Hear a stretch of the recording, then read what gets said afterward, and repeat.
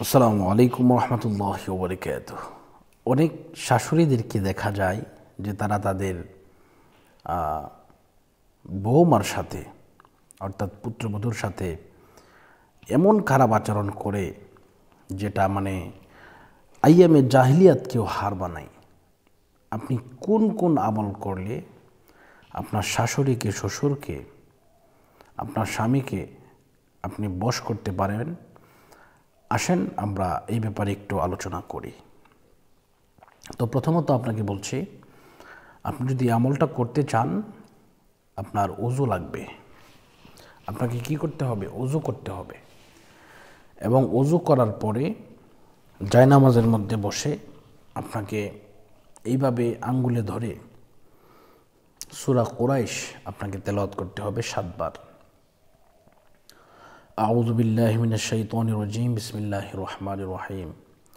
লিইলাফি কুরাইশিন ইলাফিহিম রিহলাতাশ শিতা'i ওয়াস সাইফ ফালিয়াবুদু রাব্ব হাযাল বাইত আল্লাযী আত'আমাহুম মিন জু'ইন ওয়া আমানাহুম মিন খাউফ। এই সূরা কুরাইশ আপনাকে 7 বার তেলাওয়াত করতে হবে।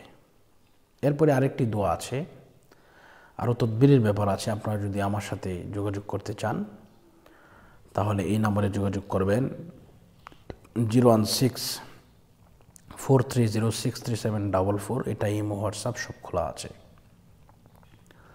দেখা যায় কবিরাজদের মাধ্যমে আপনারা অনেকেই প্রতারিত হচ্ছেন, বিভিন্ন ধরনের প্রতারণার মধ্যে আপনাদেরকে ফেলে দিচ্ছে। তো এই সমস্ত প্রতারণা থেকে যেন আপনারা বাঁচতে পারেন সেটা সবসময় খেয়াল রাখবেন। আরেকটা কথা স্মরণ রাখবেন, কুরআনুল কারীমের আয়াত দ্বারা যে কাজগুলো করা হয় এগুলো হচ্ছে সঠিক কাজ, আর বাকি যত কাজ আছে সব কাজ হচ্ছে ভুল কাজ।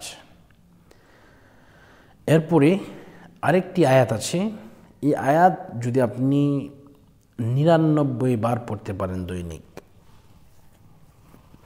এই আয়াতটা তেলাওয়াত করলে আপনার শ্বশুর, শাশুড়ি, আপনার ওয়াইফ, স্বামী, যে কেউ, যাকে উদ্দেশ্য করে আপনি পড়বেন, আপনার অফিসের বস, যে কেউ যদি আপনার কি হয়, আপনার প্রতি রাগান্বিত হয় বা আপনাকে ক্ষুব্ধ করে, তাকে আপনি বশ করবেন। আয়াতটা হচ্ছে এই, ইন্না বাতশা রব্বিকা লাশাদীদ।